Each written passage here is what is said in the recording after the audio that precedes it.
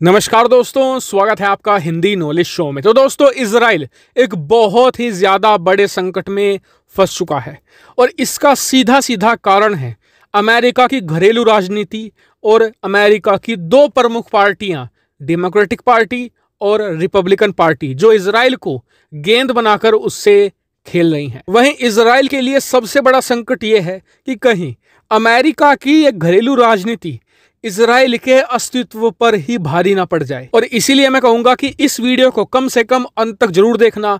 बहुत सारी नॉलेज आपको मिलेगी अमेरिका की घरेलू राजनीति की भी, और इजराइल एज ए नेशन कैसे रन करता है ये भी बहुत इंटरेस्टिंग है। आप जानकर बहुत ज्यादा हैरान होंगे। तो चलिए बिना समय गवाए वीडियो को हम अपनी शुरू कर लेते हैं। तो दोस्तों, सबसे पहले इसकी शुरुआत होती है अमेरिका से।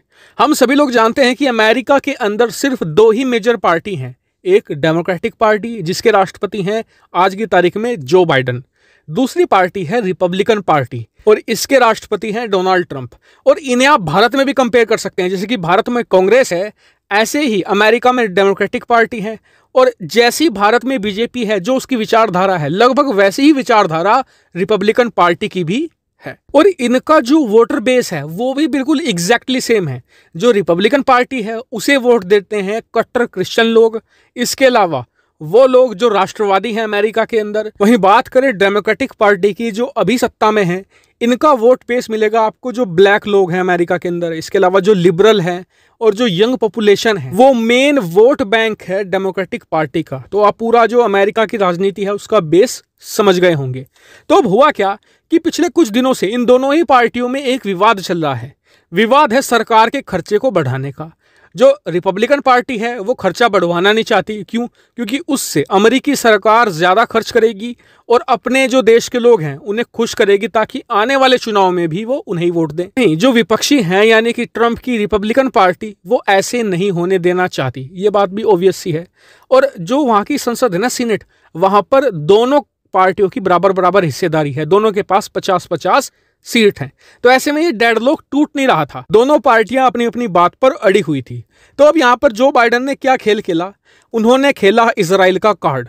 दरअसल जो रिपब्लिकन पार्टी है ना, वहां पर जो कट्टर क्रिश्चियंस हैं वो हमेशा से समर्थन करते आए हैं यहूदियों का। अब बाइडन ने क्या कहा कि जो इजराइल का आयरन डोम सिस्टम है, जिसे हर साल चलाने का खर्च ही $1 अरब आता है और वो अमेरिका देता है इजराइल को, अब हम वो इजराइल को देना बंद कर देंगे। और आप सभी लोग जानते हैं कि आयरन डोम वो हथियार है इजराइल का जिसने हाल ही में, अब से कुछ महीने पहले ही, सिंगल हैंडेडली युद्ध जितवाया है इजराइल को। हमास के 95 से लेकर 98% जो रॉकेट और मिसाइल थे उन्हें रोक दिया था, जिससे कि इजराइल को यहां पर नुकसान नहीं हुआ। ऐसे में अगर आज की तारीख में अमेरिका ये $1 अरब रोक देता है तो इजराइल यहां पर बुरे संकट में फंस जाएगा। और कल को एक और रॉकेट ऑपरेशन लॉन्च किया जाता है इजराइल पर, तो इजराइल उन्हें रोक नहीं पाएगा। बाइडन ने इसी आयरन डोम को एक ब्लैकमेलिंग हथियार बना लिया है। वो अपनी विपक्षी पार्टियों से कह रहे हैं कि या तो बजट पास करवा दो,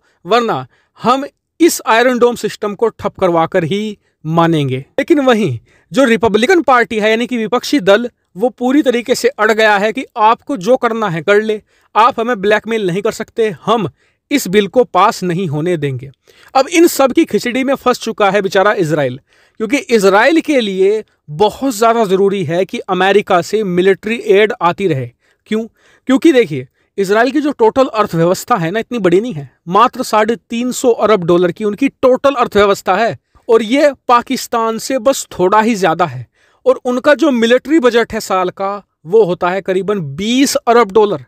अगर इसी तरीके से चलता रहा, मान ले कि आज तो आयरन डोम को यहाँ पर निशाना बनाया है बाइडन ने, आने वाले समय में किसी और प्रोग्राम को निशाना बनाएंगे, और ऐसे करते करते अमेरिका से फंडिंग आनी ही बंद हो जाती है, तो उनकी सेना हद से ज्यादा कमजोर हो जाएगी। तो फिर जो इजराइल कभी 6-6 देशों से एक साथ युद्ध लड़ लेता था, फिर उसे हमास से टक्कर लेना ही महाभारत जैसा लगेगा। क्योंकि इजराइल आज जो दुनिया के बड़े बड़े और ताकतवर अरब देश हैं उन्हें हराता आया है, तो इसके पीछे सबसे बड़ा हाथ है अमेरिकी पैसे का। अमेरिका यहाँ पर हर साल अरबों डॉलर देता है इजराइल को। इवन कहा तो ये भी जाता है कि सीक्रेटली इजराइल का 50 से लेकर 70% तक जो मिलिट्री बजट है वो आता है अमेरिका से।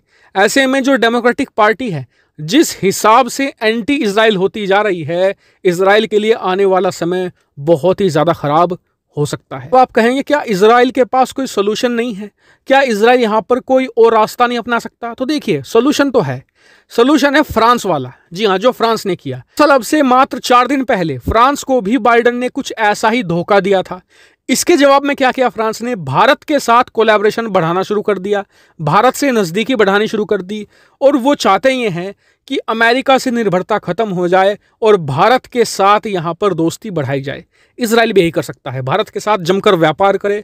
भारत बहुत बड़ा बाजार है, बहुत बड़ी अर्थव्यवस्था है, भारत के साथ कोलैबोरेशन करे, अपनी अर्थव्यवस्था को कम से कम 700 से लेकर 800 बिलियन तक ले जाए। क्योंकि जब तक इजराइल इसे 700-800 बिलियन तक नहीं ले जाएगा, तब तक वो अपने डिफेंस बजट के मामले में आत्मनिर्भर नहीं बनेगा। क्योंकि आज की तारीख में उसकी जीडीपी का 6% उसका डिफेंस बजट है, जबकि नॉर्मल कितना होना चाहिए? ये 2 से लेकर 3%।